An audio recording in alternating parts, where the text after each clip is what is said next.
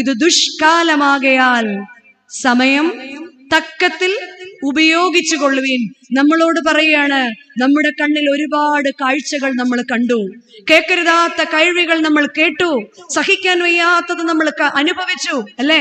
നമ്മളോട് കർത്താവ് പറയാ, ഇത് ദുഷ്കാലമാണ്, സമയം തക്കത്തിൽ ഉപയോഗിച്ചു കൊള്ളുവിൻ. നിന്റെ കുടുംബ ജീവിതത്തിൽ നിന്റെ സമയം തക്കത്തിൽ ഉപയോഗിച്ചു കൊള്ളുവിൻ. നിന്റെ വ്യക്തി ജീവിതത്തിൽ നിന്റെ സമയം തക്കത്തിൽ ഉപയോഗിച്ചു കൊള്ളുവിൻ. നിന്റെ സാമൂഹ്യ ജീവിതത്തിൽ നിന്റെ സമയം തക്കത്തിൽ ഉപയോഗിച്ചു കൊള്ളുവിൻ. കർത്താവ് നമ്മളോട് ചോദിക്കുക, നിന്റെ കയ്യിൽ എന്താണ് ഉള്ളത് എന്ന്. എന്റെ മുൻപിൽ നിനക്ക് എന്താണ് വെക്കാനുള്ളത്? ഇത് കേട്ടിട്ട് ദാവീദ് രാജാവ് ഇതിന് മറുപടി പറയുന്നുണ്ട്. 2 ശമൂവേൽ പുസ്തകം 7-ാം അധ്യായത്തിന്റെ 29-ാം വാക്യത്തില് ദാവീദ് പറയുകയാണ്, ആകയാൽ അടിയന്റെ ഗൃഹമിതാ അവിടുത്തെ തിരുമുൻപാകെ ഇരിക്കുന്നു, അടിയനോട് പ്രസാദം തോന്നി അടിയനെ അനുഗ്രഹിക്കണമേ എന്ന്. നമുക്കും ദൈവസന്നിധിയിൽ പറയാം, ആകയാൽ ഞങ്ങളുടെ ഗൃഹങ്ങളും ഇതാ അവിടുത്തെ തിരുമുൻപാകെ ഇരിക്കുന്നു. ഗൃഹം എന്ന വാക്ക് നമുക്കെല്ലാം വളരെ പരിചിതമാണ്. 3 ഗൃഹങ്ങളാണ് നമുക്കുള്ളത്. ഒന്ന്, നമ്മളാകുന്ന ഗൃഹം. കൊരിന്ത്യർ ലേഖനത്തിൽ പൗലോസ് ശ്ലീഹ നമ്മെ ഓർമ്മിപ്പിക്കുന്നുണ്ട്, നിങ്ങൾ മറുപടി പറയാത്തവരാണോ? നിങ്ങൾ ദൈവത്തിന്റെ മന്ദിരമാണ്. അപ്പോൾ ദൈവം വസിക്കുന്ന ഗൃഹമായ ഞാൻ ദൈവസന്നിധിയിൽ എങ്ങനെയായിരിക്കണം? 2, നമുക്ക് ദൈവം നൽകിയിരിക്കുന്ന ഓരോ ഗൃഹങ്ങളും നമ്മുടെ വീടുകൾ അല്ലെ? 3, മൂന്നാമത്തെ ഗൃഹം, ഈ ഭൂമി ഒരു ഗൃഹമാണ്, ശരിയല്ലേ? കുഞ്ഞുങ്ങളൊക്കെ പഠിക്കുന്നില്ലേ? എർത്ത് ഈസ് എ പ്ലാനറ്റ് അല്ലെ? ഭൂമി ഒരു ഗൃഹമാണ്. ഈ ഗൃഹം, ഇതിനെ സംരക്ഷിക്കാനുള്ള, ഇതിന്റെ സാമൂഹ്യ ജീവിതവും സംരക്ഷിക്കപ്പെടാനുള്ള ബോധ്യവും നല്ല ബോധനവും നമ്മുടെ ഓരോരുത്തരുടെയും ജീവിതത്തിൽ ഉണ്ടാകുമ്പോൾ മാത്രമാണ് നമ്മൾ ഓരോരുത്തരും ദൈവസന്നിധിയിൽ മാനിക്കപ്പെടുന്നത്. ആകയാൽ നാം എന്താണ് ചെയ്യേണ്ടത്? ആകയാൽ ഒന്നാമതായി 2 കൊരിന്ത്യർ 2-ാം അധ്യായം 15-ാം വാക്യം നമ്മളോട് പറയുകയാണ്, രക്ഷിക്കപ്പെടുന്നവരുടെ ഇടയിലും നശിച്ചു പോകുന്നവരുടെ ഇടയിലും ഞങ്ങൾ ദൈവത്തിന് ക്രിസ്തുവിന്റെ സൗരഭ്യവാസനയാകുന്നു എന്ന്. ഇപ്രകാരം നമ്മുടെ കയ്യിലുള്ളതിനെ ദൈവത്തിന് സമർപ്പിപ്പാൻ ഒന്നാമതായി നാം ചെയ്യേണ്ടത്, നാം ക്രിസ്തുവിന്റെ സൗരഭ്യവാസനയായി തീരണം. ഭവനത്തിൽ എന്റെ സാന്നിധ്യം സൗരഭ്യവാസനയാണോ? സമൂഹത്തിൽ എന്റെ സാന്നിധ്യം ഒരു സൗരഭ്യവാസനയാണോ? ഞാൻ നിൽക്കുന്നിടത്ത് സുഗന്ധം പരത്താൻ എനിക്ക് സാധിക്കുന്നുണ്ടോ? കർത്താവ് പറയുന്നുണ്ട്, നിങ്ങൾ ഭൂമിയുടെ ഉപ്പാകുന്നു എന്നും ഭൂമിയുടെ വെളിച്ചമാകുന്നു എന്ന്. അതുപോലെ തന്നെ ഇവിടെ ശ്ലീഹ നമ്മെ ഓർമ്മിപ്പിക്കുകയാണ്, നമ്മൾ ക്രിസ്തുവിന്റെ സൗരഭ്യവാസനയാകണമെന്ന്. എങ്ങനെയാണ് നമുക്ക് സൗരഭ്യവാസനയാകാൻ സാധിക്കുന്നത്? നമുക്ക് എങ്ങനെയുള്ളവരുടെ ഇടയിലാണ്? രക്ഷിക്കപ്പെടുന്നവരുടെ ഇടയിലും നശിച്ചു പോകുന്നവരുടെ ഇടയിലും സൗരഭ്യവാസനയാകണം, മാതൃകയായി തീരണം. ആയതിന് നാം ഒന്നാമതായി ചെയ്യേണ്ടത് എന്താണെന്നറിയാമോ? നമ്മുടെ ജീവിതത്തിന്റെ നിയോഗങ്ങളെ ഏറ്റെടുക്കണം. ഈ 21-ാം നൂറ്റാണ്ടില് ക്രിസ്തുവിന് വേണ്ടി രക്തസാക്ഷിയാകണമെന്നൊന്നുമല്ല, എന്നാൽ ക്രിസ്തുവിന് വേണ്ടി ഒരു സാക്ഷിയെങ്കിലും ആകാൻ നമുക്ക് ഓരോരുത്തർക്കും നമ്മുടെ ജീവിതം കൊണ്ട്, ഈ ക്രിസ്തീയ ജീവിതം കൊണ്ട് സാധിക്കുന്നുണ്ടോ? രക്തസാക്ഷികളുടെ മുൻപിൽ നമ്മൾ നിൽക്കുമ്പോൾ ഓർക്കുക, ജീവിക്കുന്ന സാക്ഷികളാകാൻ ഇന്ന് ചുറ്റും ഭക്തിയുടെ വേഷങ്ങളുണ്ട്, എന്നാൽ ശക്തിയുള്ള സാക്ഷ്യങ്ങൾ ഇല്ലാതെ പോകുന്നു നമ്മുടെ ഓരോരുത്തരുടെയും ഭവനങ്ങൾ. ക്രിസ്തു അനുഭവമുള്ള കുഞ്ഞുങ്ങൾ നമ്മുടെ ഭവനങ്ങളിൽ ഉണ്ടാകണമെങ്കിൽ മാതാപിതാക്കൾ സൗരഭ്യമുള്ളവരായി തീരണം. രക്ഷിക്കപ്പെടുന്നവരുടെ ഇടയിലും നശിച്ചു പോകുന്നവരുടെ ഇടയിലും നമ്മുടെ കുഞ്ഞുങ്ങളെ കുറിച്ച് നമുക്ക് ഏറ്റവും കൂടുതൽ നമുക്ക് ആദ്യം ആരെക്കുറിച്ചാ? നമ്മുടെ കുഞ്ഞുങ്ങളെ കുറിച്ചാ അല്ലെ? സ്കൂളിൽ ഇരിക്കുമ്പോ പോലും ഫോൺ കൊടുത്തു വിടാൻ പറ്റുമെങ്കിൽ നമുക്ക് വലിയ സന്തോഷമാണ്. ഇപ്പൊ എന്താ, എന്റെ കുഞ്ഞു ഉച്ചയ്ക്ക് അവിടെ ഉണ്ടോന്ന്? ഇതൊന്നുമില്ലാത്ത കാലത്തും മാവിലും പറങ്കിയിലും ഒക്കെ കയറി ചാടിയും ഒക്കെ സ്കൂളിൽ ചെന്ന സമയത്തും മണിക്കൂറുകൾ കഴിഞ്ഞിട്ട് വരാതിരുന്ന സമയത്തും ആ മാതാപിതാക്കൾക്ക് എന്തില്ലായിരുന്നു? കുഞ്ഞുങ്ങളെ കുറിച്ച് ഒരു ഭയമില്ലായിരുന്നു. എന്നാൽ ഇന്ന് ഒരു നശിച്ച കാലമാണെന്നാണ് നമ്മൾ പറയുന്നത് അല്ലെ?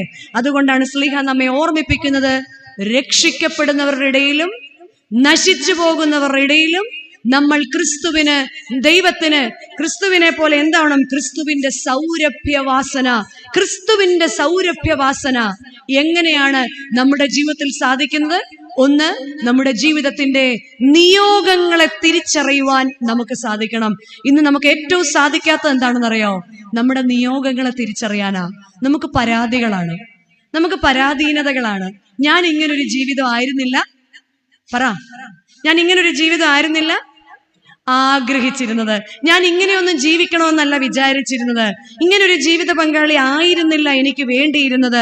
ഇങ്ങനെയൊക്കെയുള്ള വലിയ ചോദ്യങ്ങളുടെയും ഉത്തരത്തിന്റെയും മുൻപിൽ, അസാധ്യങ്ങളുടെ മുൻപിൽ നമ്മളുടെ നിയോഗങ്ങളെ തിരിച്ചറിയുവാൻ കുടുംബ ജീവിതത്തിൽ നമുക്ക് ഓരോരുത്തർക്കും സാധിക്കുമ്പോൾ മാത്രമാണ് നമ്മുടെ ജീവിതം അനുഗ്രഹപൂർണമാകുന്നത്. ഇവിടെ പുറപ്പാട് പുസ്തകം 2-ാം അധ്യായത്തില് നമുക്ക് ഏറ്റവും പരിചിതമായ ഒരു കഥാപാത്രമാണ് മോശ, അല്ലെ? മോശയുടെ ജനനം നടക്കുകയാണ്. മോശയുടെ ജനനം നടക്കുമ്പോൾ എബ്രായരുടെ കുഞ്ഞുങ്ങളെ കൊന്നുകളയണമെന്ന് ഫറവോയുടെ കൽപ്പനയുണ്ടായിരുന്ന കാലം ഈ ദമ്പതിമാർ ഈ എബ്രായ കുഞ്ഞിനെ ഭവനത്തിനകത്ത് വെച്ച് വളർത്തുകയാണ്. എന്നാൽ അത് സാധ്യമല്ല എന്ന് മനസ്സിലാക്കിയപ്പോൾ ഈ കുഞ്ഞിനെ എന്ത് ചെയ്യണം എന്നവര് ആലോചിച്ചു. അവന്റെ പെങ്ങൾ അവനെ ഒരു ഞാങ്ങണപ്പെട്ടിക്കകത്താക്കി. എന്നിട്ട് ഫറവോയുടെ പുത്രി കുളിക്കാൻ വരുന്ന കടവിലേക്ക് ഈ കുഞ്ഞിനെ തെള്ളി മാറ്റിയിട്ട് ദൂരത്ത് നിന്നവൾ മാറി നിന്ന് നോക്കുകയാണ്. ഫറവോയുടെ പുത്രി വരുന്നു എന്ന് കണ്ടു കഴിഞ്ഞപ്പോൾ അവൾ ഓടുകയാണ്. ഓടി എന്ന് പറയുമ്പോൾ നമ്മൾ ഓർക്കും എത്ര നിസ്സാരമാണ്. എന്നാൽ മുതലകൾ തിങ്ങിപ്പാർക്കുന്ന നൈൽ നദിയുടെ തീരത്തുകൂടി വേണമായിരുന്നു സ്വന്തം ജീവനെ വകവയ്ക്കാതെ അവൾക്ക് ഓടേണ്ടിയിരുന്നത്. ഓടിയവൾ ഫറവോയുടെ പുത്രിയുടെ അടുക്കൽ ചെന്നു. ഞാങ്ങണപ്പെട്ടി അവൾ തന്നെ ചൂണ്ടിക്കാണിച്ചു. അവൾ തന്നെ ഞാങ്ങണപ്പെട്ടി വലിച്ചെടുത്തു. അവൾ അത് തുറന്നിട്ട് ഈ കുഞ്ഞിനെ കാണിച്ചിട്ട് ഫറവോയുടെ പുത്രിയോട് പറയുകയാണ്, അല്ലയോ രാജകുമാരി, എത്ര കോമള വദനനായ ഒരു ബാലൻ. രാജകുമാരി അത് ഏറ്റു പറഞ്ഞു. കൂടെ അവൾ ചോദിക്കുകയാണ്, ഇവന് പാല് കൊടുക്കുവാൻ ഒരമ്മയെ വേണ്ടയോ? ഇതൊരു എബ്രായ പൈതലാണെന്ന് തോന്നുന്നു. രാജകുമാരി കൊട്ടാരത്തിൽ ചെന്ന്, ആ കൊട്ടാരത്തിലെ കൽപ്പന എന്തായിരുന്നു? എബ്രായ കുഞ്ഞുങ്ങളെ കൊന്നുകളയണം. എന്നാൽ ആ കൽപ്പന നിലനിൽക്കുമ്പോൾ തന്നെ മോശയുടെ അമ്മ തന്നെ കൊട്ടാരത്തിലേക്ക് കടന്നു വരികയും കൊട്ടാരത്തിൽ നിന്ന് പണം കൊടുത്ത് ഈ കുഞ്ഞിനെ വളർത്തത്തക്കവണ്ണം ദൈവത്തിന്റെ നിയോഗത്തെ തിരിച്ചറിഞ്ഞവളായിരുന്നു ഈ മിരിയാം എന്ന ആ കൊച്ചു സഹോദരി. നമ്മുടെ എല്ലാം ജീവിതത്തില് അസാധ്യമായ പല മേഖലകളുമുണ്ട്. അത് സാധിക്കില്ല, ഇപ്പോൾ ഇല്ല, കാലഘട്ടം ഇങ്ങനെയാണെന്ന് നമ്മൾ പരാതി പറയും. ഇപ്പോൾ ഇങ്ങനെയാണ്, നമ്മളുടെ മുൻപിൽ നമുക്ക് നിയോഗങ്ങൾ തിരിച്ചറിയാൻ സാധിക്കുന്നില്ല, നമ്മുടെ കുടുംബങ്ങളിൽ എനിക്ക് സാധിക്കുന്നില്ല എന്ന് പറയുമ്പോൾ അസാധ്യതകളുടെ നടുവിൽ നിയോഗങ്ങളെ തിരിച്ചറിയുവാൻ നാം ഓരോരുത്തരും എഴുന്നേൽക്കുമ്പോൾ നമുക്ക് വേണ്ടി പ്രവർത്തിക്കുന്ന ഒരു ദൈവത്തെ നമുക്ക് കാണാൻ സാധിക്കും. അങ്ങനെയാണ് അവരുടെ വിശ്വാസത്തിന്റെ നായകനായ മോശ എന്നൊരു എബ്രായ ബാലൻ വളർത്തപ്പെട്ടത്. നമ്മുടെ കുഞ്ഞുങ്ങളും അസാധ്യതകളുടെ നടുവിൽ, ഈ വഷളത്വത്തിന്റെ നടുവിലും അനുഗ്രഹിക്കപ്പെട്ട കുഞ്ഞുങ്ങളായിട്ട് വളർന്നു വരണമെങ്കിൽ കുടുംബ ജീവിതത്തിൽ നിയോഗങ്ങൾ തിരിച്ചറിയണം, സാഹോദര്യ ബന്ധങ്ങളിൽ നിയോഗങ്ങൾ തിരിച്ചറിയണം. പ്രാർത്ഥന എന്ന ഭക്തൻ എന്ന നിലയിൽ തന്റെ നിയോഗം തിരിച്ചറിഞ്ഞ് മക്കളുടെ മുൻപിൽ മാതൃകയാകുവാൻ പ്രിയമുള്ളവരെ നമ്മൾക്ക് സാധിക്കുമ്പോൾ നമ്മളെല്ലാം ക്രിസ്തുവിന് സൗരഭ്യവാസനയുള്ളവരായി തീരുകയാണ്. രണ്ടാമതായി, നിയോഗങ്ങൾ തിരിച്ചറിയേണ്ടവർ ബലഹീനതയെ ദൈവസന്നിധിയിൽ സമർപ്പിക്കുന്നവരായിരിക്കണം. നമ്മുടെ ജീവിതത്തിന്റെ ബലഹീനതയെ ദൈവസന്നിധിയിൽ സമർപ്പിക്കുവാൻ നമുക്ക് സാധിക്കുമ്പോൾ മാത്രമാണ് നമ്മൾ ഓരോരുത്തരും നമ്മളുടെ ജീവിതം സൗരഭ്യവാസനയാക്കി മാറ്റുന്നത്. ഇവിടെ 1 ശമൂവേൽ പുസ്തകം 25-ാം അധ്യായത്തില് ഒരു ഭാര്യയും ഭർത്താവും ഉണ്ട്, നാബാലും അബിഗേലും. ഇങ്ങനെയാണ് പറയുന്നത്, നാബാൽ കാലേബ് വംശജനാണ്, ഉന്നത കുലജാതനാണ്, വലിയ ധനികനാണ്. അവന്റെ ഭാര്യയായ അബിഗേലോ സുന്ദരിയും വിവേകമതിയുമായിരുന്നു. വേദപുസ്തകം ഇങ്ങനെയാണ് സാക്ഷിക്കുന്നത്. തന്റെ ഭർത്താവ് കാലേബ് വംശജനാണ്, വലിയ കുടുംബത്തിലെയാണെന്നൊക്കെ പറഞ്ഞിട്ടാണ് ഈ ദേശത്തിലേക്ക് കല്യാണമൊക്കെ ആലോചിച്ച് ഇങ്ങോട്ട് വന്നത്, അല്ലെ? വലിയ കുടുംബക്കാരാണ്. അത് പറയാൻ നമ്മളോളം ഇത്രയും വലിപ്പം കാണിക്കുന്നവർ മറ്റാരുമില്ല. എല്ലാവരെക്കാളും വലുത് ആരാന്ന് പറയാനാണ് നമ്മൾ ആഗ്രഹിക്കുന്നത്? നമ്മളാണ് ഈ ദേശത്തിലെ ഏറ്റവും വലിയ അത് നമ്മുടെ ഒരു പ്രസ്റ്റീജ്, അത് പറഞ്ഞു പഠിച്ചു വെച്ചിരിക്കുന്നതാണ്. അങ്ങനെ പറഞ്ഞു നടക്കുന്ന ഒരാളായിരുന്നു നാബാൽ. കാലേബ് വംശജനാണ്. എന്നാൽ നാബാൽ എന്ന വാക്കിന്റെ അർത്ഥം തന്നെ ദുഷ്കർമ്മി എന്നും ഭോഷൻ എന്നുമാണ്. അവന്റെ പ്രവർത്തനങ്ങളെല്ലാം അങ്ങനെ തന്നെയായിരുന്നു. അവരുടെ ഭവനത്തിൽ ആടിനെ രോമം കത്രിക്കുന്ന ഒരു ചടങ്ങ് നടക്കുകയാണ്. അവിടെ ധാരാളം പേർ വിരുന്നിനായി കടന്നു വന്നു. ഈ വിരുന്നറിഞ്ഞിട്ട് ദാവീദിന്റെ ആളുകളും ഈ വിരുന്നിലേക്ക് സംബന്ധിക്കുവാൻ കടന്നു വരികയാണ്. ദാവീദിന്റെ ആളുകളെ കണ്ടപ്പോൾ അവരെ വിരുന്നുശാലയിൽ നിന്ന് എഴുന്നേൽപ്പിച്ച്, ഈശായിയുടെ പുത്രനാര്, ദാവീദ് ആര്, അവർക്കെന്താണ് ഇവിടെ കാര്യമെന്ന് പറഞ്ഞ് അവരെ പുറത്താക്കുകയാണ്. ഈ കാഴ്ച കണ്ടിട്ട് നാബാലിന്റെ ദാസന്മാർ നാബാലിന്റെ ഭാര്യയായ അബിഗേലിനോട് പറയുകയാണ്, ഇത് നല്ലതിനല്ല. കാരണം നമ്മളുടെ ആളുകൾ അവരുടെ വെളിമ്പ്രദേശത്തായിരുന്നപ്പോൾ നമുക്കൊരു മതില് പോലെ നിന്ന് കാത്തു പരിപാലിച്ചവരാണ് ദാവീദിന്റെ ആളുകൾ. ഈ വാർത്ത ദാവീദ് അറിഞ്ഞാൽ ദാവീദ് പടയൊരുക്കവുമായി ഇങ്ങോട്ട് വന്ന് ഈ കുലത്തെ മുഴുവൻ മുടിച്ചു കളയും. അബിഗേൽ വിവേകമതിയായ ഭാര്യയായിരുന്നു. അവൾ വാപൊത്തി മിണ്ടാതെ എഴുന്നേറ്റ് കഴുതയ്ക്ക് കോപ്പിട്ട് വേണ്ടതെല്ലാം കരുതി മുന്തിരിയടയും വീഞ്ഞുമായിട്ട് ദാവീദിനെ അന്വേഷിച്ച് അങ്ങോട്ട് പോകുകയാണ്. പോകുമ്പോൾ ദൂരെ നിന്ന് ദാവീദ് പടയൊരുക്കവുമായി ഇങ്ങോട്ട് വരുന്ന കാഴ്ച കണ്ടു. അബിഗേൽ പെട്ടെന്ന് തന്നെ ചാടിയിറങ്ങി തന്റെ ഭർത്താവിന്റെ തെറ്റുകളും കുറവുകളും ദാവീദിന്റെ മുൻപിൽ പറയുകയാണ്. ദാവീദ് പറഞ്ഞു, ക്ഷമിക്കുക എന്നത് സാധ്യമല്ല, ക്ഷമിക്കുക എന്നത് സാധ്യമല്ല. എന്നെയും എന്റെ ഭവനത്തിലുള്ളവരെയും അപമാനിച്ചവരോട് ക്ഷമിക്കുക എന്നത് സാധ്യമല്ല. എന്നാൽ അബിഗേലാകട്ടെ വളരെ ബുദ്ധിപൂർവം ദാവീദിന്റെ കാലിലേക്ക് വീണിട്ട് തന്റെ ജീവിത പങ്കാളിയുടെ കുറവുകളെ മുഴുവൻ ഏറ്റുപറഞ്ഞ്, അനുഗ്രഹിക്കാതെ കടന്നു പോകരുതേ, ഞങ്ങളെ കൊന്നുകളയരുതേ എന്ന് പറഞ്ഞ് കാലിൽ വീണു. അവളുടെ തക്ക സമയത്തെ പ്രവർത്തനങ്ങൾ കണ്ടിട്ട് ദാവീദ് അബിഗേലിനെ കണ്ടിട്ട് പറയുകയാണ്, അല്ലയോ യുവതി, നിന്റെ വിവേകം സ്തുത്യം, അല്ലയോ യുവതി, നിന്റെ വിവേകം സ്തുത്യം. അങ്ങനെ ദാവീദ് തിരിച്ചു പോകുകയും അബിഗേൽ ഭവനത്തിലേക്ക് വന്നപ്പോൾ മദ്യപിച്ച് ഉന്മത്തനായി കിടക്കുന്ന നാബാലിനെ കണ്ടു. അന്നേരം ഒന്നും പറഞ്ഞില്ല.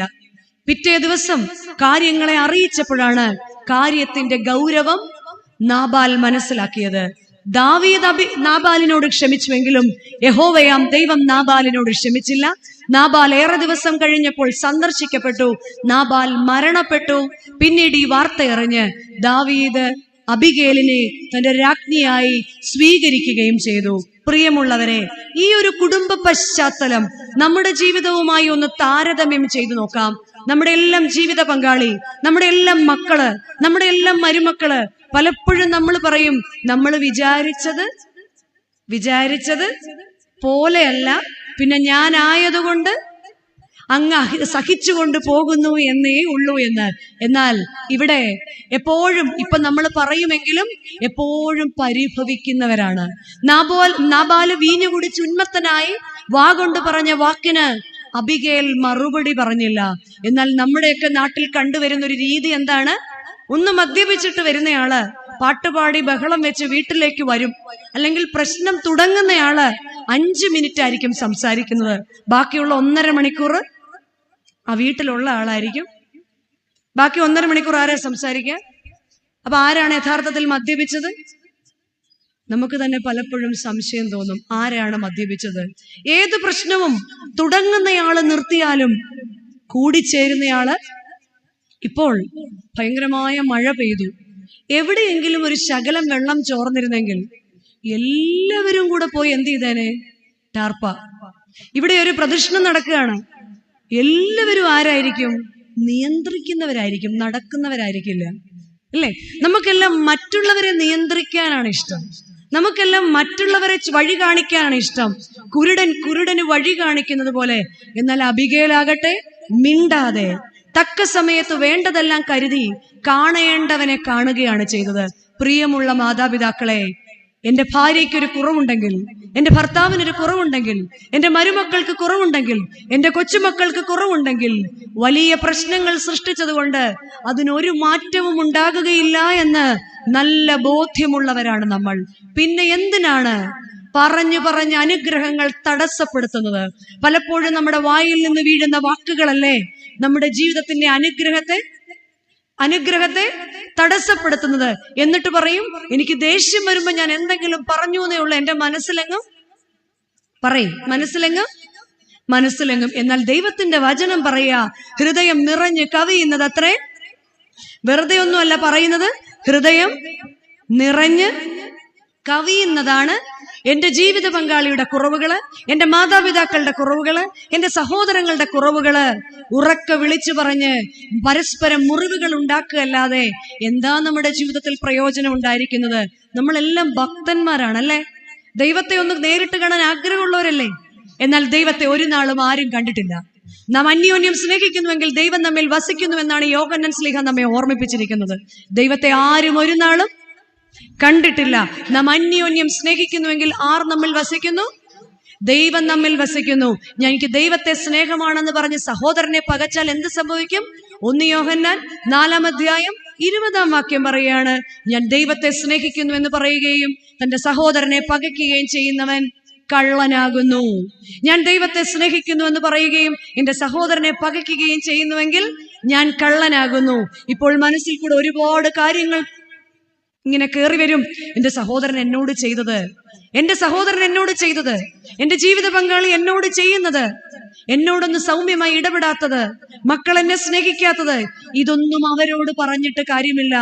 അബിഗേലിനെ പോലെ ചെല്ലേണ്ടവന്റെ അടുത്തേക്ക് ചെല്ലണം, കാഴ്ച അർപ്പിക്കേണ്ടവന്റെ മുൻപിൽ കാഴ്ച അർപ്പിക്കണം, ദൈവസന്നിധിയിലേക്ക് കടന്നു ചെല്ലണം, അവന്റെ മുൻപിൽ മുട്ടുമടക്കണം, അവന്റെ മുൻപിൽ പതിവായി മുട്ടുമടക്കി കണ്ണുനീരുകൊണ്ട് അവന്റെ പാദങ്ങളെ കഴുകണം. മാറാത്തതായ ഒരു പ്രശ്നവും ലോകത്തിലില്ല പ്രിയമുള്ളവരെ. ഇസ്രായേൽ ജനത്തിന്റെ മുൻപിൽ വലിയൊരു ചെങ്കടലുണ്ടായിരുന്നു, ശരിയല്ലേ? അവരുടെ പിൻപിൽ ഫറവോന്റെ സൈന്യമുണ്ടായിരുന്നു. അവർക്ക് ആശ്രയിപ്പാൻ ഒന്നുമില്ലായിരുന്നെങ്കിലും അവർക്ക് ആശ്രയിപ്പാൻ ഒരു ദൈവമുണ്ടായിരുന്നു. ചെങ്കടലിന്റെ മുൻപിൽ വഴി തുറന്നവനായ ഒരു ദൈവം, ബലഹീനതയുടെ മുൻപിൽ ബലപ്പെടുത്തുന്നവനായ ഒരു ദൈവത്തെ പ്രാർത്ഥനയിലൂടെ കുടുംബങ്ങളിൽ കാണിച്ചു കൊടുക്കുവാൻ നമ്മുടെ ക്രിസ്തീയ കുടുംബങ്ങൾക്ക് സാധിക്കുമ്പോൾ മാത്രമാണ് ഈ ദേശത്ത് സൗരഭ്യവാസനയുള്ളവരായി നമ്മൾ തീരുന്നത്. അല്ല എങ്കിൽ ജീവിച്ചിങ്ങനെ മരിച്ചു പോകത്തേയുള്ളൂ, ജീവിച്ച് കാലം തീർത്തു പോകുകയുള്ളൂ.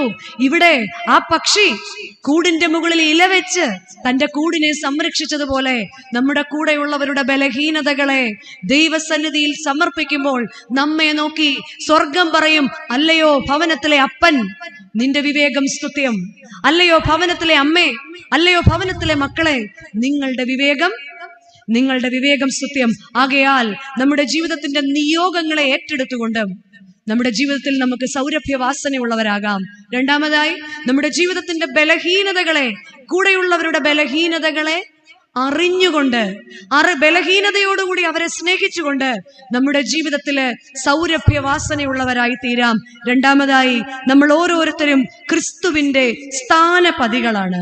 വിശുദ്ധ വേദപുസ്തകത്തിൽ 2 കൊരിന്ത്യർ 5-ാം അധ്യായം 20-ാം വാക്യം ഇങ്ങനെ പറയുന്നു, ആകയാൽ ഞങ്ങൾ ക്രിസ്തുവിനു വേണ്ടി സ്ഥാനപതികളായി ദൈവത്തോട് നിരന്നുകൊള്ളുവീനെന്ന് ക്രിസ്തുവിന് പകരം അപേക്ഷിക്കുന്നുവെന്ന്. ക്രിസ്തുവിനു വേണ്ടി സ്ഥാനപതികളായി ദൈവത്തോട് നിരന്നുകൊള്ളുവീനെന്ന് നമ്മോട് കർത്താവ് ആവശ്യപ്പെടുകയാണ്. ക്രിസ്തുവിന്റെ സ്ഥാനപതികളായി ഈ ദേശത്ത് ജീവിക്കുവാൻ, മാതൃകയോടെ ജീവിക്കാൻ നമുക്ക് സാധിക്കാറുണ്ടോ? നമ്മൾ പറയും സാധിക്കാറുണ്ട്, അത്ര കുഴപ്പമൊന്നും ഇല്ല. കഷ്ടതയിൽ ദൈവത്തിന്റെ മുഖം കാണാറുണ്ടോ? കഷ്ടതയിൽ മാത്രമേ മുഖം കാണാറുള്ളൂ. നമ്മുടെ ഭക്തിക്കൊരു പ്രത്യേകത ഉണ്ട്. എന്താണെന്നറിയോ? നമ്മെ സംരക്ഷിക്കുന്ന ദൈവത്തെയല്ല നമുക്കിഷ്ടം, നാം സംരക്ഷിക്കുന്ന ദൈവത്തെയാണ്.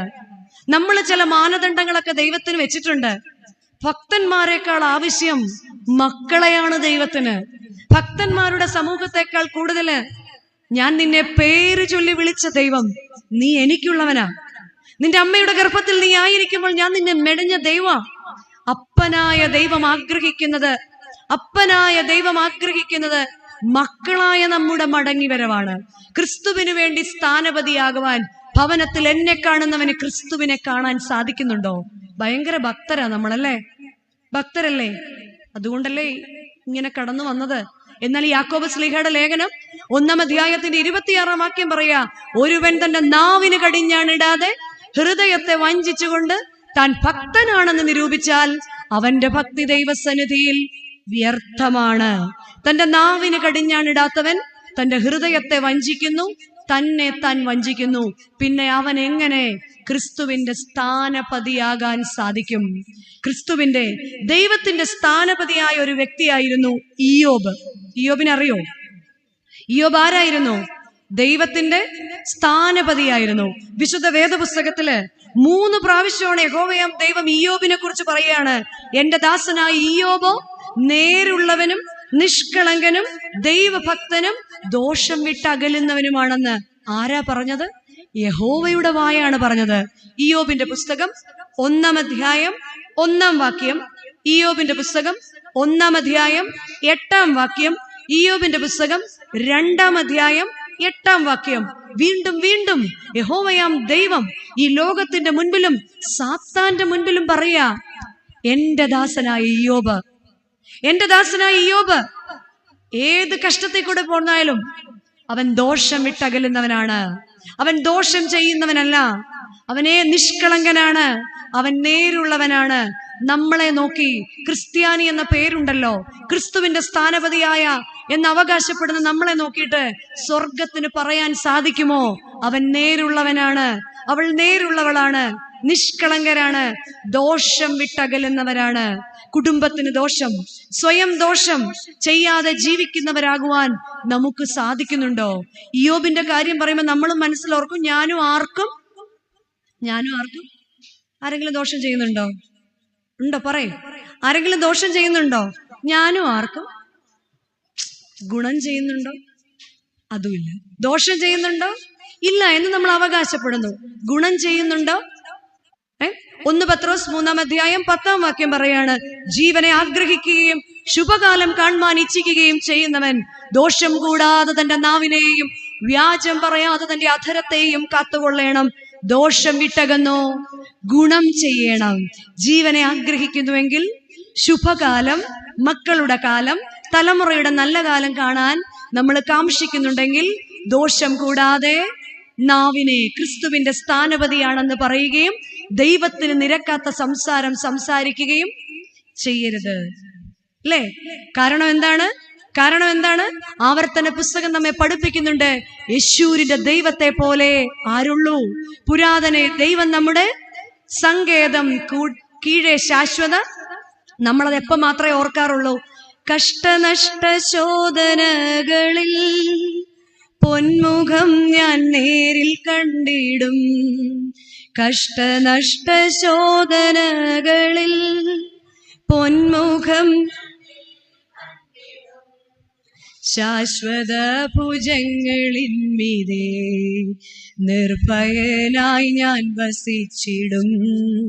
ശാശ്വത ഭുജങ്ങളിന്മീതെ നിർഭയനായി ഞാൻ വസിച്ചിടും.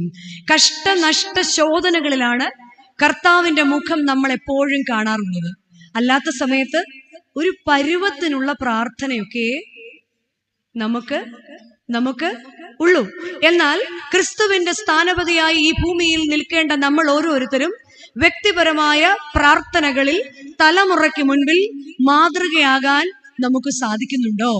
2, നമ്മുടെ കുടുംബ പ്രാർത്ഥനകളിൽ തലമുറയ്ക്ക് മുൻപിൽ മാതൃകയാകാൻ നമുക്ക് സാധിക്കുന്നുണ്ടോ? 3, ആരാധനയിൽ തലമുറയ്ക്ക് മുൻപിൽ മാതൃകയാകാൻ നമുക്ക് സാധിക്കുന്നുണ്ട് എങ്കിൽ ഈ 2 വർഷക്കാലം കൊണ്ട് നമ്മുടെ ഭവനങ്ങൾ എന്തായി മാറിയേനെ? ദേവാലയങ്ങളായി മാറിയേനെ. കോവിഡിന്റെ ആദ്യ സമയത്ത് ഭയങ്കര സങ്കടമായിരുന്നു നമുക്ക്. എന്തായിരുന്നു? പള്ളി പോവാൻ. അച്ഛാ ഭയങ്കര സങ്കടം അച്ഛാ, പള്ളി പോവാൻ. പിന്നെ അച്ഛൻ പറയും, സാരമില്ല, ഇന്ന ലൈവ് ഒക്കെ ഉണ്ട്, കണ്ടാ മതി. അങ്ങനെ ആദ്യമൊക്കെ ലൈവ് കാണാൻ നേരത്ത് എങ്ങനെയായിരുന്നു? പള്ളി വരുന്നത് പോലെ കുളിച്ച് നല്ല ഡ്രസ്സൊക്കെ ഇട്ട് ഭയങ്കര പ്രാർത്ഥനയായിരുന്നു 2 ആഴ്ച. 3-ാമത്തെ ആഴ്ച പ്രാർത്ഥന ഉണ്ടായിരുന്നു, പിന്നെ പുതിയ ഡ്രസ്സൊന്നും നമ്മൾ അങ്ങനെ കുഴപ്പമില്ലല്ലോ, രാത്രി ഒന്ന് അത്രയായി. 2 ആഴ്ചയും കൂടെ കഴിഞ്ഞപ്പോ എന്തായി? അടുക്കളയിൽ നിന്നാണെങ്കിലും എന്ത് ചെയ്താൽ മതി? മുൻവശത്തെ സ്റ്റെപ്പിലിരുന്ന് നഖം വെട്ടിക്കൊണ്ടാണെങ്കിലും അപ്പൻ കുർബാന കാണും, അടുക്കളയിൽ നിന്ന് ആരും കുർബാന കാണും. അപ്പോൾ മക്കൾ എങ്ങനെ കുർബാന കാണാൻ തുടങ്ങി? കട്ടിലെ കിടന്നു കുർബാന കാണാൻ തുടങ്ങി. അങ്ങനെ വിശ്വാസത്തിന്റെ കാര്യത്തിൽ പ്രാർത്ഥനയുടെ കാര്യത്തിൽ നമ്മൾ എന്ത് സംഭവിച്ചു? നമുക്ക് അലസത വന്നു. അപ്പോൾ നമ്മുടെ കയ്യിൽ നിൽക്കാതെ നമ്മുടെ മക്കൾ അതിവേഗത്തിൽ ഓടിത്തുടങ്ങി. ഈ വർഷം കേരള സംസ്ഥാനം ലഹരി വിമുക്ത കേരളമാണ് ഈ വർഷത്തെ സംസ്ഥാനത്തിന്റെ ഏറ്റവും വലിയ തീം. എന്നാൽ മാതാപിതാക്കളുടെ ലഹരി എന്താണെന്നറിയുന്നത്? മക്കളാ. നമ്മുടെ ഏറ്റവും വലിയ ലഹരി ആരാണെന്നറിയോ? മക്കളെ നീതീകരിക്കുന്ന, മക്കളെ എവിടെയും നീതീകരിക്കുന്ന ഒരു മാതാപിതാക്കളുടെ കൂട്ടമായി മാറിയിരിക്കുകയാണ്. എന്റെ മോൻ മുടി വെട്ടാഞ്ഞാൽ, എന്റെ മോൻ കമ്മലിട്ട് ക്ലാസ്സിൽ വന്ന ടീച്ചർക്ക് പഠിപ്പിക്കുന്നതിൽ എന്തെങ്കിലും ബുദ്ധിമുട്ടുണ്ടോ? അത് അവന്റെ തലയിലും അവന്റെ ചെവിയിലും അല്ലേ? മക്കളെ നീതീകരിക്കുന്ന, അല്ലേ? സൺഡേ സ്കൂൾ ഹെഡ്മാസ്റ്ററിന് എന്റെ മോനോട് വല്ലാത്ത വൈരാഗ്യമാണ്. അതുകൊണ്ട് എന്റെ മോനെ കാണുമ്പോൾ മാത്രം പിച്ചിട്ട് മുന്നിലേക്ക് കയറി. അതുകൊണ്ട് അച്ഛൻ എന്ത് ചെയ്യേ? അച്ഛൻ ഒരു കാര്യം ചെയ്യും, ഇവനെ കൂടി മദ്ബഹായിൽ അങ്ങ് കയറ്റാമോ? അവനാവുമ്പോ ആ മറയുടെ പുറകിൽ സൈഡിൽ എവിടെയെങ്കിലും എന്റെ മോൻ. എങ്ങനെ മക്കളെ സംരക്ഷിക്കുകയും ഇങ്ങനെ മക്കളെ പൊതിഞ്ഞു പിടിക്കുകയും ചെയ്യുന്ന, മക്കൾ ലഹരിയായി മാറുന്ന മാതാപിതാക്കളാണ് അനുസരണമില്ലായ്മയിലേക്ക് പാവം നമ്മുടെ മക്കളെ തള്ളിവിടുന്നത്. മാതൃക വേണം കുടുംബങ്ങളിൽ. ഇയ്യോബ് 1-ാം അധ്യായത്തിന്റെ 5-ാം വാക്യത്തില് ഇയ്യോബ് പ്രാർത്ഥിക്കുന്ന ഒരു പ്രാർത്ഥന എന്താണെന്നറിയോ? എന്റെ പുത്രന്മാർ പാപം ചെയ്തു പോയോ എന്ന്, ദൈവത്തെ ഹൃദയത്തിൽ ത്യജിച്ചോ എന്നോർത്ത് അവരെ ആളയച്ചു വരുത്തി ശുദ്ധീകരിച്ച് പ്രാർത്ഥിച്ചു. നമ്മൾ ഇന്ന് മക്കൾക്ക് റാങ്ക് കിട്ടാൻ പ്രാർത്ഥിക്കും. നമ്മുടെ മക്കൾ ശരിയാണ്, നമ്മളാണത് പ്രാർത്ഥിക്കേണ്ടത്, സമ്മതിച്ചു. എന്നാൽ എന്റെ മക്കൾ പാപം ചെയ്ത് ദൈവത്തെ ത്യജിച്ചോ? എന്റെ മക്കൾ പാപം ചെയ്യുന്നുണ്ടോ? എന്റെ മക്കൾ ദൈവത്തെ അന്വേഷിക്കുന്നുണ്ടോ എന്നറിയുന്നതിൽ നമ്മളിൽ എത്ര മാതാപിതാക്കൾക്ക് വ്യഗ്രതയുണ്ട്, എത്ര മാതാപിതാക്കൾക്ക് ടെൻഷനുണ്ട്. എന്റെ മക്കളിൽ പ്രാർത്ഥിക്കുന്നത് പോരാ, അവിടെയും നമ്മൾ ന്യായീകരിക്കും. അച്ഛാവൻ പുറമേ ഒന്നും പ്രാർത്ഥിക്കുന്നില്ല എന്നുള്ള അവന്റെ മനസ്സിലെല്ലാം. മക്കളെ നീതീകരിക്കുകയല്ല, ഇയ്യോബ് പറഞ്ഞു തരികയാണ്, മക്കളെ ശുദ്ധീകരിച്ച് പ്രാർത്ഥിക്കണം, മക്കളെ ശുദ്ധീകരിച്ച് പ്രാർത്ഥിക്കണം. കൊച്ചുമക്കളെ ന്യായീകരിക്കുകയല്ല, ശുദ്ധീകരിച്ച് പ്രാർത്ഥിക്കണം. അതുകൊണ്ടാണ് കഷ്ടതയിൽ ഇയ്യോബ് പിടിച്ചു നിന്നത്. ഇയ്യോബിനുണ്ടായ കഷ്ടത എന്തായിരുന്നു? നമുക്കുള്ള കഷ്ടത പോലെ വല്ലതും ആയിരുന്നോ? നമ്മൾ പറയും ഇയ്യോബ് കഴിഞ്ഞാ പിന്നെ ആർക്കാന്നാ പറയാ? എല്ലാരും പറയുന്നത് നമുക്ക് അവരോർക്കാന്നാ, അല്ലേ? ആരെന്ത് പറഞ്ഞാലും നമ്മൾ പറയും, നിങ്ങൾ എന്ത് കണ്ടിരിക്കുന്നു അതിലും കൂടുതൽ അനുഭവിച്ചവളാണ്, അല്ലെ, അനുഭവിച്ചവനാണ് ഞാൻ, അല്ലെ? എന്നാൽ ഇയ്യോബിന്റെ കഷ്ടത എന്താണെന്ന് നമുക്കറിയാം. 1-ാം അധ്യായത്തിന്റെ 13-ാം വാക്യം തൊട്ട് താഴേക്ക് വായിക്കുമ്പോൾ, ഇയ്യോബ് വീടിന്റെ വാതിൽക്കൽ നിൽക്കുമ്പോൾ ദൂരെ നിന്നൊരു ദാസൻ ഓടി വന്നിട്ട് പറയുകയാണ്, നിന്റെ കാളകളെയും കഴുതകളെയും ശെബായർ വന്ന് പിടിച്ചുകൊണ്ട് പോയി. ഇത് കേട്ടുകൊണ്ട് ഇയ്യോബ് നെഞ്ചത്ത് കൈവച്ച് നിൽക്കുമ്പോൾ ദൈവത്തിന്റെ തീ ആകാശത്ത് നിന്ന് ഇറങ്ങി നിന്റെ ആടുകളെയും വേലക്കാരെയും കൊണ്ടുപോയി എന്ന് പറയുവാൻ മറ്റൊരു ഭാഗത്തു നിന്നൊരു ദൂതൻ വരികയാണ്. വീണ്ടും ഇത് കേട്ടുകൊണ്ടിരിക്കുമ്പോൾ തന്നെ അടുത്ത ദൂതൻ വന്നിട്ട് പറയാണ്, കൽദയർ വന്ന് നിന്റെ ഒട്ടകങ്ങളെയും വേലക്കാരെയും പിടിച്ചുകൊണ്ടുപോയി. ഇത് കേട്ട് സ്തംഭിച്ചു നിന്ന ഇയ്യോബിനോട് ദൂരെ നിന്നൊരു ദൂതൻ ഓടി വന്നിട്ട് പറയുകയാണ്, ഉഷ്ണ തീക്കാറ്റടിച്ച് നിന്റെ പുത്രന്മാരെയും പുത്രിമാരെയും അത് കൊന്നുകളഞ്ഞു, കൊടുങ്കാറ്റ് കൊന്നുകളഞ്ഞു എന്ന്. ഒറ്റ ദിവസം കൊണ്ട് എല്ലാം നഷ്ടപ്പെട്ടു. കാളകളും കഴുതകളും ശെബായർ കൊണ്ടുപോയി, കൽദയർ ഒട്ടകങ്ങളെ കൊണ്ടുപോയി, ആടുകളെയും വേലക്കാരെയും തീക്കാറ്റ് കൊണ്ടുപോയി, മക്കൾ മരിച്ചുപോയി. ഇയ്യോബ് തന്റെ വസ്ത്രം കീറി മുട്ടുമടക്കി ദൈവസന്നിധിയിൽ പറയുകയാണ്, യഹോവ തന്നു. മറ്റു മരണ വീടുകളിൽ പോകുമ്പോൾ നമ്മളും പറയും, യഹോവ തന്നു, യഹോവ തന്നു, യഹോവ എടുത്തു. എന്നാൽ എന്റെ കഷ്ടതയിൽ ഇത് ദൈവത്തിന്റെ പദ്ധതിയാണ് മക്കളെ എന്ന് പറഞ്ഞു കൊടുക്കുവാൻ മാതാപിതാക്കൾക്ക് പ്രാർത്ഥനയുടെ പായിൽ സാധിച്ചാൽ, ചെറിയ നിരാശകൾ വരുമ്പോൾ ജീവിതം അവസാനിപ്പിക്കുവാൻ മക്കൾ തയ്യാറാകില്ല. കാരണം അവരെ നയിക്കുന്നതോ ദൈവത്തിന്റെ പരിശുദ്ധാത്മാവാകുന്നു നിശ്ചയം. അതാണ് യെശയ്യാ പ്രവാചകന്റെ പുസ്തകത്തില് 30-ാം അധ്യായത്തിൽ പറയുന്നുണ്ട്, നീ കഷ്ടത്തിന്റെ അപ്പം തിന്നാലും നീ ഞെരുക്കത്തിന്റെ വെള്ളം കുടിച്ചാലും നിന്റെ കണ്ണുപദേഷ്ടാവിനെ കണ്ടുകൊണ്ടിരിക്കും. നീ ഇടത്തോട്ടോ വലത്തോട്ടോ പോകണമെന്ന് പിന്നിൽ നിന്നൊരു ശബ്ദം കേൾക്കും. ഇന്ന് നമ്മൾക്ക് ആ ശബ്ദം കേൾക്കാൻ കുടുംബങ്ങളിൽ സമയമില്ല. വീണ്ടും ഇയ്യോബ് എല്ലാം നശിച്ചവനായി, പുണ്ണുവന്നവനായി കരഞ്ഞുകൊണ്ടിരിക്കുമ്പോൾ, പ്രാർത്ഥിച്ചുകൊണ്ടിരിക്കുമ്പോൾ ഇയ്യോബിന്റെ ഭാര്യ വന്ന് ഇയ്യോബിനോട് ചോദിക്കുന്നുണ്ട്, നിങ്ങൾക്ക് പ്രാർത്ഥിപ്പാൻ ലജ്ജയില്ലേ എന്ന്. ഇയ്യോബ് 2-ാം അധ്യായത്തിന്റെ 10-ാം വാക്യത്തിൽ അതിന് മറുപടി പറയാണ്, നീ ഒരു പൊട്ടി സംസാരിക്കുന്നത് പോലെ സംസാരിക്കുന്നുവോ? കൂടെ പറയുകയാണ്, നാം ദൈവത്തിന്റെ കയ്യിൽ നിന്ന് നന്മയെ കൈക്കൊള്ളുന്നു എങ്കിൽ തിന്മയും കൈക്കൊള്ളരുതോ എന്ന്. ദൈവത്തിന്റെ കയ്യിൽ നിന്ന് നന്മയെ കൈക്കൊള്ളുന്നുവെങ്കിൽ ദൈവിക പദ്ധതിയായ തിന്മയെയും കൈക്കൊള്ളുവാൻ നമുക്ക് സാധിക്കുമ്പോൾ മാത്രമാണ് നമ്മൾ ക്രിസ്തുവിന്റെ സ്ഥാനപതികളായി മാറുന്നത്. ലോകം അവനെ പഴിച്ചു, അവന്റെ കൂട്ടുകാര് ദൂരദേശത്തു നിന്ന് വന്നു 7 ദിവസം അവനോടുകൂടെ കരഞ്ഞു.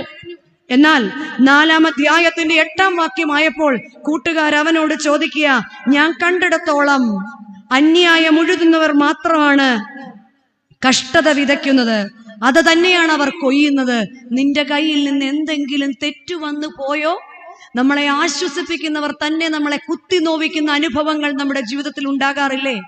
ഇയ്യോബിന്റെ ഏറ്റവും പ്രിയപ്പെട്ടവർ തന്നെ ഇയ്യോബിനെ കുത്തി നോവിക്കുന്നത് പോലെ നമ്മുടെ ജീവിതത്തിൽ ഉണ്ടാകുമ്പോഴും വിശ്വാസത്തിൽ ഉറച്ചു നിൽക്കുവാൻ, കുടുംബ പ്രാർത്ഥനയിലൂടെ മക്കളെ വളർത്തിയെടുക്കുവാൻ, ആരാധനയും വിശ്വാസവും തലമുറയ്ക്ക് കൊടുക്കുവാൻ നമുക്ക് സാധിക്കുമ്പോൾ മാത്രമാണ് ഈ ദേശത്തെ ക്രിസ്തുവിന്റെ നല്ല സ്ഥാനപതികളായി നാമും നമ്മുടെ തലമുറയും മാറുന്നത്.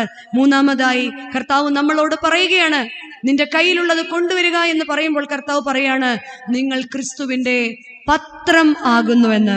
2 കൊരിന്ത്യർ 3-ാം അധ്യായം 2-3 വാക്യങ്ങൾ പറയുകയാണ്, നിങ്ങൾ ക്രിസ്തുവിന്റെ പത്രമാകുന്നു. നമ്മൾ ക്രിസ്തുവിന്റെ പത്രമാണോ? പത്രത്തിന്റെ പ്രത്യേകത എന്താ? ഇവിടെ പറയുന്നുണ്ട് 3-ാം വാക്യത്തിൽ, സകല മനുഷ്യരും അറിയുന്നതും വായിക്കുന്നതുമായ ക്രിസ്തുവിന്റെ പത്രം നിങ്ങൾ തന്നെ. ഈ ഭൂമിയിൽ ആരാണ് ക്രിസ്തു എന്ന് ചോദിക്കുമ്പോൾ എന്നെയും എൻ്റെ കുടുംബത്തെയും നോക്കാൻ പറയാൻ നമുക്ക് പറ്റുന്നുണ്ടോ? സാധിക്കുന്നുണ്ടോ? എന്നെയും എൻ്റെ സഭയെയും നോക്കാൻ പറയാൻ നമുക്ക് സാധിക്കുന്നുണ്ടോ? എന്നെയും എൻ്റെ സഹോദരനെയും നോക്കാൻ പറയാൻ നമുക്ക് സാധിക്കുന്നുണ്ടോ? ക്രിസ്തുവിന്റെ പത്രമായി മാറണം. ഈ വിശുദ്ധ വേദപുസ്തകം തന്നെ 2 പത്രത്തിന്റെ ആധാരത്തിലാണ് നിൽക്കുന്നത്. ഈ വേദപുസ്തകം 2ആയിട്ട് തരംതിരിച്ചാൽ പഴയ നിയമവും, അതെങ്കിലും പറ, പഴയ നിയമവും പുതിയ നിയമവും. ഇനി എന്തൊക്കെ ചെയ്താലും ഞങ്ങൾ പുറകിലിരിക്കുന്നവർ മിണ്ടില്ല, കാരണം ഞങ്ങൾ എവിടെ ഇരിക്കുന്നവരാ? ബാൽക്കണിയിൽ ഇരിക്കുന്നവരാ. അപ്പൊ ആദ്യത്തെ ഭാഗം പഴയ നിയമവും, അപ്പുറത്തെ ഭാഗം മിണ്ടില്ല, ഇപ്പുറത്തെ ഭാഗം പുതിയ നിയമവുമാണ്, അല്ലെ? പഴയ നിയമം ആരംഭിക്കുന്ന പത്രത്തിന്റെ പേര് ഏദേൻ എന്നൊരു പത്രമാണ്. ഒരു കുടുംബം ആരംഭിക്കുന്ന ഏതാണ്? ഏദേൻ. എന്നാൽ പുതിയ നിയമം ഏത് പത്രത്തിന്റെ ആധാരമാണ്? നസ്രത്ത് എന്ന പത്രത്തിന്റെ ആധാരമാണ്. ഏദേൻ എന്ന പത്രത്തിന്റെ പ്രത്യേകത എന്തായിരുന്നു? ഏദേൻ എന്ന പത്രത്തിൽ മനുഷ്യനേകനായിരിക്കുന്നത് നന്നല്ല എന്ന് കണ്ട് തക്കതായ തുണയെ ദൈവം കൊടുത്തു. ദൈവം അവരെ സന്ദർശിച്ചു, ദൈവത്തെ അവർ അന്വേഷിച്ചു. എന്തൊരു ദൈവ സ്നേഹമായിരുന്നു ആദ്യ കാലങ്ങളിൽ, അല്ലേ? ആദ്യകാലങ്ങളിൽ ഭയങ്കര ദൈവസ്നേഹമായിരുന്നു. അച്ചായനെ കിട്ടിയില്ലായിരുന്നെങ്കിൽ, ഈ ചേട്ടനെ കിട്ടിയില്ലായിരുന്നെങ്കിൽ, നിന്നെ കിട്ടിയില്ലായിരുന്നെങ്കിൽ എന്റെ ജീവിതം എന്താകുമായിരുന്നു എന്നൊരു ദൈവസ്നേഹം. നമ്മളെല്ലാം ഇങ്ങനെ പറുദീസയുടെ താക്കോൽ തന്നാണ് ഈ ദേവാലയത്തിൽ നിന്ന് പുറത്തേക്ക് ഇറക്കി വിട്ടത്. ആദ്യകാലങ്ങളിൽ നമ്മൾ ദൈവത്തെ അന്വേഷിച്ചു, ദൈവം നമ്മളെ തേടി വന്നു. 2-മതായി അവരെന്തു ചെയ്തു? ദൈവസന്നിധിയിൽ അനുസരണക്കേട് കാണിച്ചു. 3, ദൈവസന്നിധിയിൽ അത് മറച്ചു വെക്കാമെന്ന് ധരിച്ചു. 4, ദൈവസന്നിധിയിൽ അവർ സ്വയം നീതീകരിച്ചു. 4, ദൈവസന്നിധിയിൽ അവർ ജീവിത പങ്കാളിയുടെ മേൽ പഴിചാരി. എന്റെ കുടുംബ ജീവിതവുമായി ഈ കുടുംബത്തിന് എന്തെങ്കിലും ബന്ധമുണ്ടോ? 1, ദൈവസന്നിധിയിൽ ഞങ്ങൾ അനുസരണക്കേട് കാണിക്കാറുണ്ടോ? അങ്ങോട്ടും ഇങ്ങോട്ടും മുറിപ്പെടുത്തുന്ന വാക്കുകൾ പറയാറുണ്ടോ? ദൈവസന്നിധിയിൽ ഭക്തിയില്ലാതെ ജീവിതം നയിക്കുന്നുണ്ടോ? മക്കളുടെ മുൻപിൽ മാതൃകയാകാതിരിക്കുന്നുണ്ടോ? സഹോദരനെ കള്ളനെന്ന് സാക്ഷിക്കുന്നുണ്ടോ? ദൈവസന്നിധിയിൽ അനുസരണക്കേട് കാണിച്ചിട്ട് അവർ ദൈവസന്നിധിയിൽ അത് മറച്ചു വെച്ച് നമ്മൾ പ്രാർത്ഥിക്കുന്നത് പോലെ പ്രാർത്ഥിച്ചുകൊണ്ടേയിരുന്നു. എന്നാൽ യാക്കോബ് ശ്ലീഹയുടെ ലേഖനം 3-ാം അധ്യായത്തിന്റെ 8-10 വാക്യങ്ങളിലൊക്കെ പറയുന്നുണ്ട്, നാവ് ചെറിയൊരവയവമെങ്കിലും അത് തീയാണ്. കയ്പും മധുരവും കൂടെ ഒരേ ഉറവയിൽ നിന്ന് വരുന്നില്ല. കാരണം അതുപോലെ തന്നെ സ്തോത്രവും ശാപവും ഒരു ഉറവയിൽ നിന്ന് വരരുത് എന്ന്. ദൈവസന്നിധിയിൽ മറച്ചു വെച്ച് പ്രാർത്ഥിക്കാമെന്ന് നമ്മൾ ധരിക്കരുത്. അവന്റെ സന്നിധിയിൽ സകലവും നഗ്നവും മലർന്നതുമാണ്. 3, അവർ ജീവിത പങ്കാളിയുടെ മേൽ പഴിചാരി. എന്തെങ്കിലും ഒരു തെറ്റുപറ്റി എന്ന് കണ്ടു കഴിയുമ്പോൾ മറ്റുള്ളവരുടെ നേർ പഴിചാരുന്നൊരു സ്വഭാവം എനിക്കുണ്ടോ? 4, സ്വയം നീതീകരിക്കുക. അല്ലെ? സ്വയം നീതീകരിക്കുന്ന ഒരു സ്വഭാവം നമുക്കുണ്ടോ? അപ്പൊ നമ്മൾ ഇപ്പോൾ പതുങ്ങിയിരിക്കും. പക്ഷെ ഇത് എവിടെയാണ് ആവർത്തിക്കപ്പെട്ടതെന്നറിയാമോ? അവരുടെ തലമുറയിലാണ് ഇത് ആവർത്തിക്കപ്പെട്ടത്. അവരുടെ തലമുറയിൽ അവരുടെ പുത്രനായ കയീൻ ദൈവസന്നിധിയിൽ അനുസരണക്കേട് കാണിച്ചു. അവനത് മറച്ചു വെക്കാമെന്ന് സ്വയം ധരിച്ചു, അല്ലേ? തെറ്റുകൾ മറച്ചു വെക്കാൻ, എന്റെ താൽക്കാലിക സുഖങ്ങൾക്ക് വേണ്ടി ഞാൻ ചെയ്യുന്ന തെറ്റുകൾ മറച്ചു വെക്കാമെന്ന് ഞാൻ ധരിക്കരുത്. ദൈവസന്നിധിയിൽ സകലതും നഗ്നവും മലർന്നതുമായിട്ടാണ് ഇരിക്കുന്നത്. 3, ജീവിത പങ്കാളിയുടെ മേൽ എന്തിനും ഏതിനും പഴിചാരുന്ന സ്വഭാവം എന്റെ കുടുംബത്തിലുണ്ടോ? എന്റെ മാതാപിതാക്കളുടെ മേൽ, എന്റെ മരുമക്കളുടെ മേൽ പഴിചാരുന്ന സ്വഭാവം എന്റെ ഭവനത്തിലുണ്ടോ? സ്വയം നീതീകരിച്ച് ദൈവസന്നിധിയിൽ തങ്ങളെ തന്നെ പുകഴ്ത്തി ഫരിസേനെ പോലെ നിൽക്കുന്ന സ്വഭാവം എന്റെ ജീവിതത്തിലുണ്ടോ? അങ്ങനെയെങ്കിൽ നമ്മുടെ തലമുറ അത് ആവർത്തിക്കും. കയീനെ പോലെ എന്റെ തലമുറ നശിച്ചു പോകാതിരിക്കാൻ ക്രിസ്തുവിന്റെ പത്രമായി തീരണം. ക്രിസ്തുവിന്റെ ഭവനം എങ്ങനെയായിരുന്നു? നസ്രത്തിലെ ഭവനം. നസ്രത്തിലെ ഭവനം എങ്ങനെയായിരുന്നു?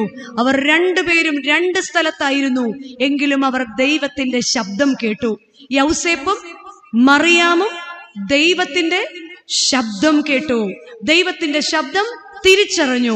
പ്രിയമുള്ളവരെ, ദൈവസന്നിധിയിൽ മുട്ടുമടക്കിയിരുന്ന് ദൈവത്തിന്റെ ശബ്ദം കേൾക്കാൻ നമുക്ക് സാധിക്കാറുണ്ടോ? നമ്മൾ പറ്റുമെങ്കിൽ ടി വിയിൽ കൂടെയൊക്കെ കാണുന്ന ഏതെങ്കിലുമൊക്കെ നമ്പർ വിളിച്ചിട്ട് ചോദിക്കും, എന്റെ പ്രശ്നം എന്താകുമെന്നൊന്ന് ഒന്ന് പറയാമോ? എന്താണ്? യെശൂരിന്റെ ദൈവത്തെ പോലെ മറ്റൊരു ദൈവം ഉണ്ടോ? ഈ ദൈവം എന്റെയും ദൈവമല്ലേ? ദൈവസന്നിധിയിൽ താന്നിരുന്ന മക്കളുടെ മുൻപിൽ ദൈവത്തിന്റെ ശബ്ദം, ദൈവത്തോട് ആലോചന ചോദിക്കുന്ന കുടുംബ ബന്ധങ്ങൾ ഉണ്ടാകണം. മക്കളുടെ കുടുംബ ബന്ധങ്ങൾ നശിച്ചു കഴിഞ്ഞല്ല അതിനെക്കുറിച്ച് ചിന്തിക്കേണ്ടത്. ആലോചന തുടങ്ങും മുമ്പ് ദൈവത്തോട് ആലോചന ചോദിക്കണം. എന്നിട്ട് വേണം കുടുംബങ്ങൾ ആരംഭിക്കാൻ. അവിടെ കാനായിലെ കല്യാണ വിരുന്നിൽ യേശു തമ്പുരാനും പരിശുദ്ധ അമ്മയും ശിഷ്യന്മാരും ഒക്കെ ക്ഷണിക്കപ്പെട്ട അതിഥികളായി കടന്നു വന്നില്ലേ? അതുപോലെ നമ്മുടെ ജീവിതങ്ങളിൽ, നമ്മുടെ ബന്ധങ്ങളിൽ, നമ്മുടെ വിവാഹ ശുശ്രൂഷകളിൽ, നമ്മുടെ ഭവന ശുശ്രൂഷകളിൽ ദൈവം ഇറങ്ങി വരുമ്പോൾ മാത്രമാണ്.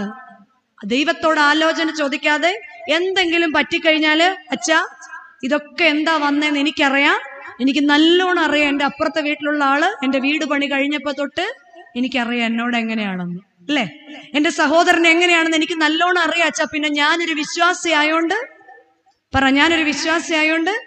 എന്നാൽ സംഖ്യാപുസ്തകം 23-ാം അധ്യായം 23-ാം വാക്യം പറയാണ്, ആഭിചാരം യാക്കോബിനും ലക്ഷണങ്ങൾ ഇസ്രായേലിലും ഏൽക്കുന്നില്ല. എന്നിട്ടും ഞാൻ അത് വിശ്വസിക്കുന്നുവെങ്കിൽ ഓർക്കുക, ദൈവസന്നിധിയിൽ ഞാൻ യാക്കോബ് എന്ന അവകാശം നേടിയിട്ടില്ല. ദൈവസന്നിധിയിൽ മറിയാമിനെ പോലെയും യൗസേപ്പിനെ പോലെയും ദൈവത്തിന്റെ ശബ്ദം കേൾക്കാം നമുക്ക്. 2, മറിയാം പറയുകയാണ്, എന്റെ ഇഷ്ടമല്ല അവിടുത്തെ ഇഷ്ടം. 33 വർഷങ്ങൾക്ക് ശേഷം മറിയാമിന്റെ പുത്രൻ പറയുകയാണ് ഗത്സമനയിൽ ഇരുന്നു കൊണ്ട്, പിതാവേ എന്റെ ഇഷ്ടമല്ല അവിടുത്തെ ഇഷ്ടം. മറിയാമിനെ പ്രസവ സമയമായപ്പോൾ അങ്ങ് ബേത്ലഹേമിലും ചെന്ന് ശുശ്രൂഷിക്കുന്ന യൗസേപ്പിനെ കാണാൻ സാധിക്കുന്നുണ്ട്. അതെവിടെയാണ് ആവർത്തിക്കപ്പെടുന്നത്? മാളികയുടെ മുകളിൽ വെച്ച് ശിഷ്യന്മാർ ചോദിച്ചു, ഞങ്ങളിൽ ആരാണ് വലിയവനെന്ന്. അവരുടെ പുത്രൻ അവിടുന്ന് എഴുന്നേറ്റ് അരയിൽ കച്ചകെട്ടി താന്ന് കാലിലോട് ഇരുന്ന് ചുംബിച്ചിട്ട് പറഞ്ഞു, ഞാനോ നിങ്ങളുടെ ഇടയിൽ ഒരു ശുശ്രൂഷക്കാരനെ പോലെയാകുന്നു. ഭവനത്തിൽ ശുശ്രൂഷ മനോഭാവമുള്ള മക്കൾ വളരണമെങ്കിൽ, ഭവനത്തിൽ ദൈവത്തോട് ആലോചന ചോദിക്കുന്ന മക്കൾ വളരണമെങ്കിൽ അപ്രകാരമുള്ള മാതാപിതാക്കളായി തീരുവാൻ നമുക്ക് സാധിക്കണം. പ്രിയമുള്ളവരെ, എൻ്റെ വാക്കുകളെ ചുരുക്കുകയാണ്. ദൈവമില്ലെങ്കിൽ നമ്മൾ ഒന്നുമില്ല. കർത്താവ് നമ്മളോട് ചോദിക്കുകയാണ്, ഞാൻ നിനക്ക് വേണ്ടി എന്താ ചെയ്തു തരേണ്ടത്? പറയുക, നിന്റെ വീട്ടിൽ എന്താണുള്ളത്? നമ്മുടെ വീട്ടിലുള്ളത് മുഴുവനെയും ദൈവത്തിന്റെ സന്നിധിയിൽ നമുക്ക് സമർപ്പിക്കാം. എന്നിട്ട് നമ്മുടെ മക്കളോട് പറഞ്ഞു കൊടുക്കാം, മക്കളെ, അബ്രഹാം വെറുമൊരു കൽപ്പണിക്കാരന്റെ മകനായിരുന്നു. എന്നാൽ ദൈവം അവനോട് കൂടെ ഇരുന്നപ്പോൾ അവൻ വിശ്വാസികളുടെ പിതാവായി മാറി. നോഹ, ജനം മുഴുവൻ അവനെ ഭ്രാന്തൻ എന്ന് പറഞ്ഞു. ദൈവം അവനോട് കൂടെ ഇരുന്നപ്പോൾ അവൻ പെട്ടകത്തിനുള്ളിൽ സംരക്ഷിക്കപ്പെട്ടു. ദാവീദ് വെറുമൊരു ആട്ടിടയനായിരുന്നു. എന്നാൽ ദൈവം അവനോട് കൂടെ ഇരുന്നപ്പോൾ ഇസ്രായേലിന്റെ രാജാവായി മാറി. യോസഫ് വെറുമൊരു സ്വപ്നക്കാരനായിരുന്നു. ദൈവം അവനോട് കൂടെ ഇരുന്നപ്പോൾ മിസ്രൈമിന്റെ അധിപതിയായി മാറി. എസ്തർ വെറുമൊരു വിജാതീയ സ്ത്രീയായിരുന്നു.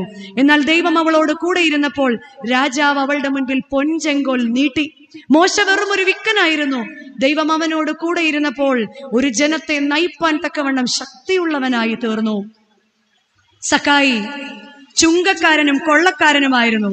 ക്രിസ്തു അവനോട് കൂടെ ഇരുന്നപ്പോൾ അവൻ ക്രിസ്തുവിന്റെ അനുയായിയായി മാറി. മഗ്ദലനക്കാരി മറിയാം പാപിനിയായ സ്ത്രീ എന്നാണ് സമൂഹം മുദ്ര കുത്തിയത്.